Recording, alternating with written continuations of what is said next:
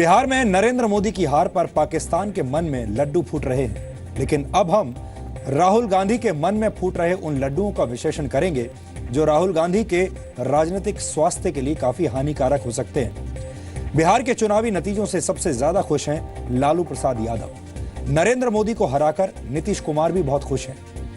इन दोनों का खुश होना समझ में आता है और इन्हें खुश होना भी चाहिए, लेकिन यह समझ में नहीं आ रहा कि राहुल गांधी इतना ज्यादा खुश क्यों हो रहे हैं, क्योंकि हमारा गहरा विश्लेषण यह इशारा कर रहा है कि यह राहुल गांधी के लिए खुशी का नहीं बल्कि चिंता का मौका होना चाहिए।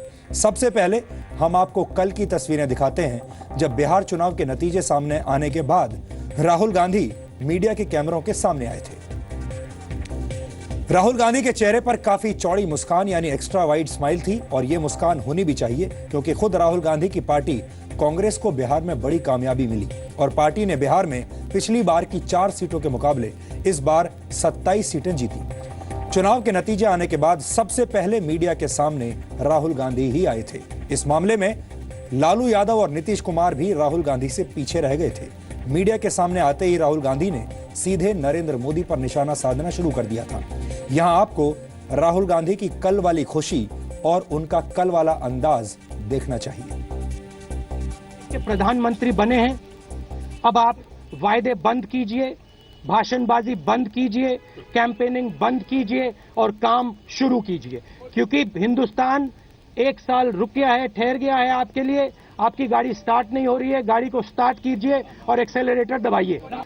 जो एरोगेंस बीजेपी में घुस गई है, जो एरोगेंस नरेंद्र मोदी जी में घुस गई है, मैं चाहता हूं कि वो इस एरोगेंस को थोड़ा हटाएं, थोड़ा कम करें। ज्यादा पुरानी बात नहीं है, 2014 में आपको याद हो मई के महीने में जब लोकसभा चुनाव के नतीजे आए थे, उस दिन राहुल गांधी शायद ये नहीं समझ पा रहे थे कि उनके साथ और उनकी पार्टी के साथ क्या हुआ और वो खुद अपनी चुनावी हार का विश्लेषण करने में लगे हुए थे। लेकिन 2015 आते आते अब राहुल गांधी नरेंद्र मोदी को नसीहतें दे रहे हैं।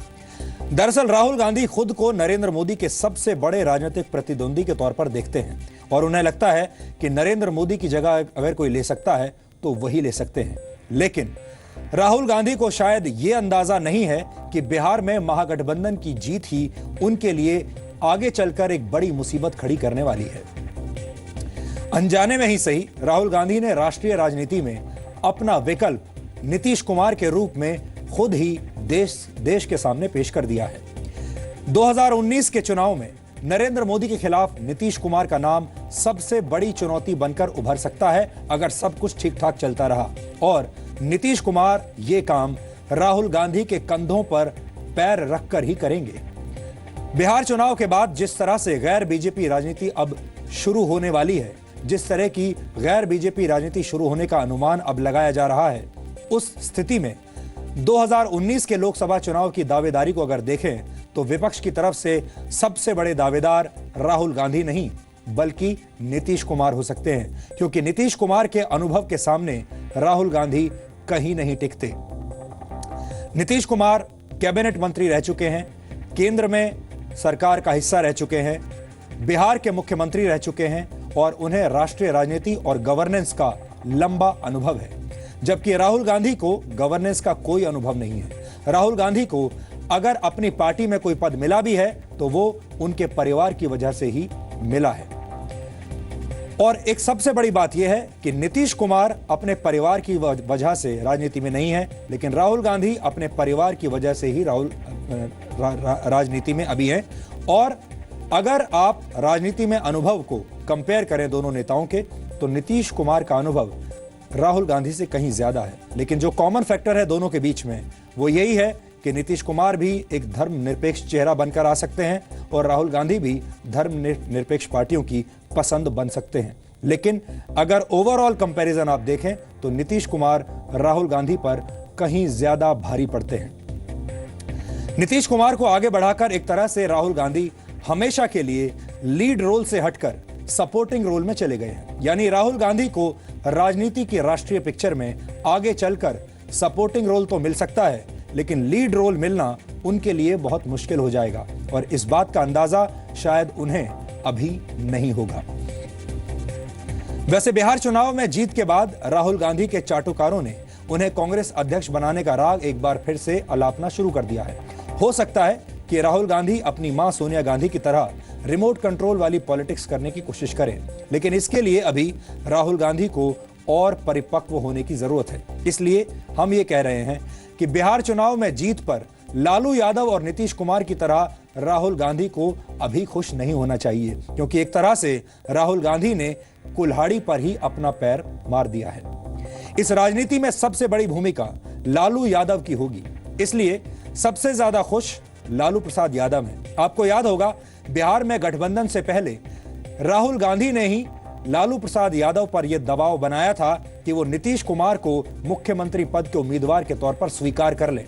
तब लालू प्रसाद यादव ने कहा था कि वो सांप्रदायिक पार्टियों को रोकने के लिए किसी भी तरह का जहर पीने के लिए तैयार हैं, और उन्होंने नीतीश कुमार नाम का जहर पी भी लिया। और वो उन्हें इसलिए करना पड़ा क्योंकि उस वक्त लालू प्रसाद यादव के पास कोई दूसरा चारा नहीं था, उनकी बार्गेनिंग पावर बहुत कम थी। इसलिए उन्हें अपने पुराने दुश्मन नीतीश कुमार को अपना नेता मानना पड़ा।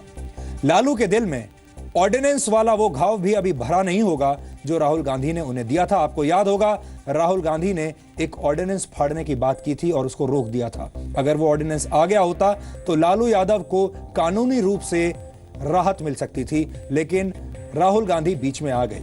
और लालू प्रसाद यादव एक ऐसे नेता हैं जिन्होंने बहुत दुनिया देखी है, बहुत राजनीति देखी है, और वो इन दोनों ही बातों को इतनी जल्दी नहीं भुलाएंगे। लालू प्रसाद यादव की ये टीस अभी गई नहीं है और वो राहुल गांधी से अपना राजनीतिक बदला जरूर लेंगे। इसलिए राहुल गांधी के लिए ये अच्छे दिन नहीं बल्कि चिंता वाले दिन हैं। बिहार के चुनाव में हार को लेकर बीजेपी के संसदीय बोर्ड की बैठक में क्या चर्चा हुई, अंदर की खास बातें क्या हैं, ये भी अब हम आपको बताएंगे। बीजेपी अध्यक्ष अमित शाह बिहार की राज्य इकाई से रिपोर्ट लेंगे और फिर इस पर कार्रवाई करेंगे। राज्य इकाई द्वारा तैयार रिपोर्ट के बाद शत्रुघ्न सिन्हा और आर.के. सिंह पर कार्रवाई हो सकती है, और इन दोनों नेताओं ने चुनाव प्रचार के दौरान पार्टी के खिलाफ बयानबाजी की थी। बैठक में इस बात पर भी चर्चा हुई कि बीफ के मुद्दे पर मंत्रियों और सांसदों के बयानों से भी पार्टी को नुकसान हुआ। इसके अलावा बिहार चुनाव में स्थानीय नेताओं की जगह बाहर के नेताओं को चुनाव प्रचार में उतारने से भी नुकसान हुआ, ऐसा पार्टी का मानना है।